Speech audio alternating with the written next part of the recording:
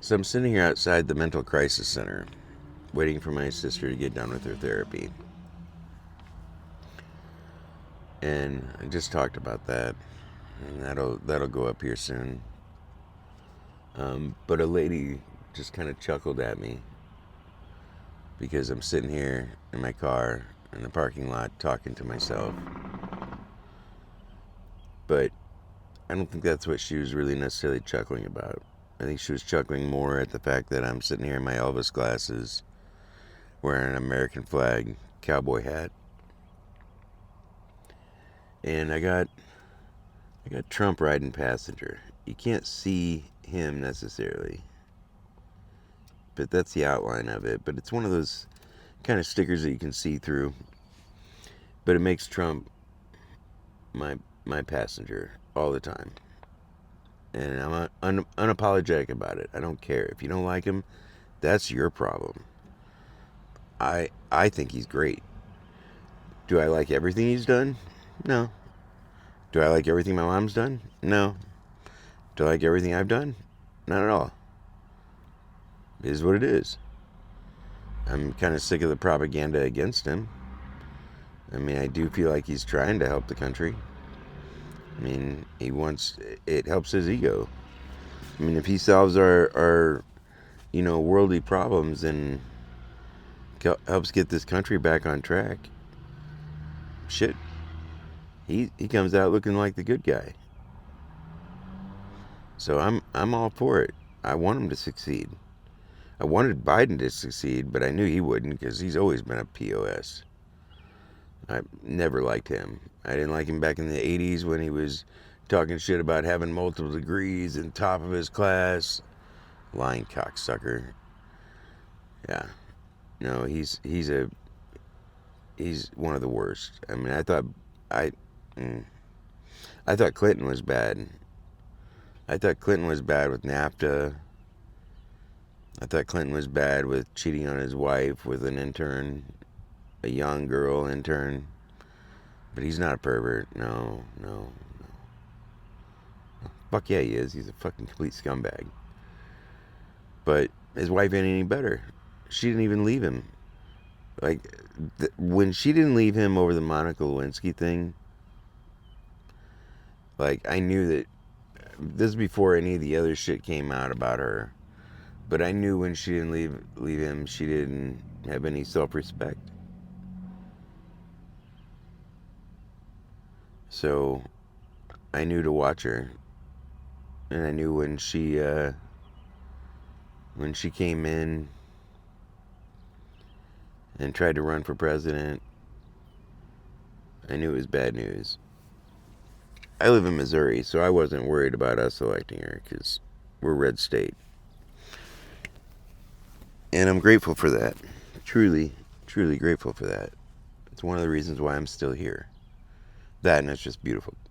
I love Missouri. I think it's the rivers, the lakes, the fields of green. I mean, come on.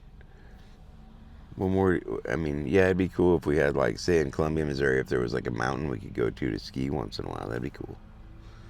It'd be nice if there was an ocean side, but there's not, and that's why I like going to Florida, Virginia. Well, probably won't be going much to Virginia anymore, but that's why I enjoy, like, Florida. I've been to the California coast. I wasn't as impressed. Um, but I believe it was actually Clinton that started the ball rolling to this being a piece of shit place. I mean, not just Missouri, but I mean the country. They allowed a lot of crap to happen that shouldn't have happened. North American free trade, so it was going to make Mexico and Canada equal to us, which I guess is kind of true. We've now we're just as shitty as they are in some ways. Now we still have laws that balance it out that are supposed to make it better, but unfortunately the prosecutors and the judges don't go along with it. They go against what the police do. The police don't want to arrest some of these people because they know that they're not even gonna get a slap on the wrist. They're just gonna be let go, and the charges are gonna be dropped. I don't blame them either. But I think that NAFTA is what opened the door to the shit show. Now NAFTA's been replaced and gone over and done different, but it's probably. Yeah, I mean, I've read parts and not all, not complete. Didn't memorize it. I don't have a brain like Tim Pool does. That guy, it's like a steel trap. Whatever he reads, he keeps in there forever. So, but I've read bits and pieces of it, and no better. It's no better. And it's what opened the door to all our manufacturing leaving. I said, oh no, they're not going to leave. They're not going to leave. Well, they left. Not only did they leave, but they didn't leave for just Mexico or Canada. They left for China. So now all the manufacturing is done in China. China. With the Chinese. Well, I don't really care for that situation. I don't care for it all at all. They don't respect property, intellectual property from other places. There's nobody that's going to stop them. So they might make 10 iPhones for every 100 iPhones they're making for Apple, but it's more probably one to one actually, if I had to guess. That's why Temu and all these Chinese outlet places have all this stuff that, yeah, it seems like it's good. They're just making it with even more inferior products. At least Apple has standards. Okay, you got to use this, you got to use this, you got to use this. They don't have that fucking standard. They're going to make it as cheap as possible to make the most profit as possible. I don't think we should be dealing with China at all. I remember when I was a kid, everything was proud to be made in America. Well, we don't have that anymore. And unfortunately, all the jobs, that those companies provided to manufacturing here are gone. And nothing replaced it. Like, I remember years ago there was that learn to code. Well, how many coding jobs are there? Oh, and those are going away to AI. Real fucking smart. So, manufacturing's gone. They're eliminating retail. They're eliminating jobs at fast food. I mean, what are we gonna do? Like, how can we fix this? I mean, I really don't know. I've got ideas. Bring some of the manufacturing back. I think that would help. That would help a lot. Some of my family were factory workers. I mean, they did it their whole life. My aunt worked for Bosch and Lomb, and they made all kinds of equipment and different things for fixing your eyes. And they're still around. I know they've hired a lot of like foreigners to work in the factory because, again, foreigners work for less.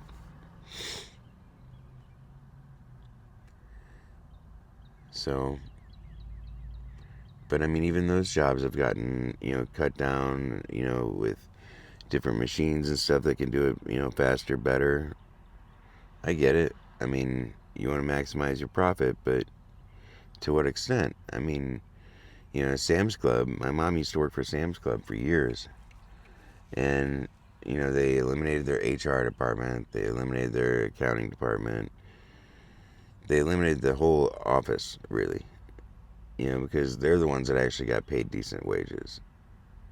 The workers, they got paid okay, but not like the people in the office, that actually kind of kept things together and ran things.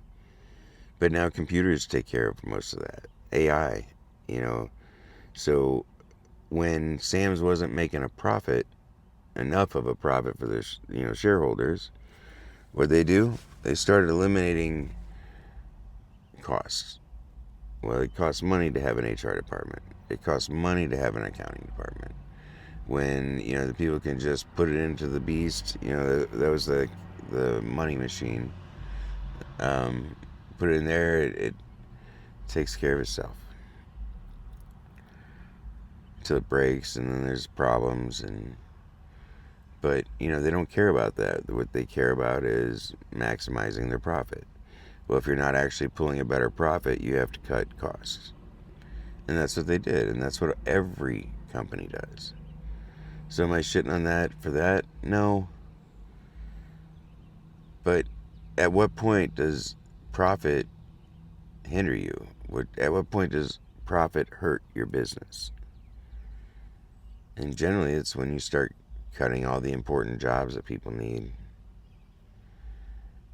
If people don't have jobs and make decent money, they can't buy your product, no matter how cheap you make it. So we got to get back to that. We got to get back to making shit, to providing a service. I mean, the electricians, the plumbers, the carpenters, they're all doing pretty good from what I can see. So my personal suggestion is don't go to college. Learn a trade. Learn a trade, and then maybe take that, and you can go into college for business or whatever, and make it even better than what you already have. But learn a trade. That's where the money's at right now. People have to have their electric done. They have to have their plumbing done. Yeah, you can fix some things yourself, but I know I can only do so much, especially now, with a bum arm. Is it usable? Yeah. Is it where it needs to be? Not at all. But it is what it is. I'm getting to be an old man, and shit's gonna break. So, well, our country's broke. Let's hope we can get it back on track and get it fixed. So, that said, I'm going to get off here. I hope you guys have a great day, and I'll talk to you soon.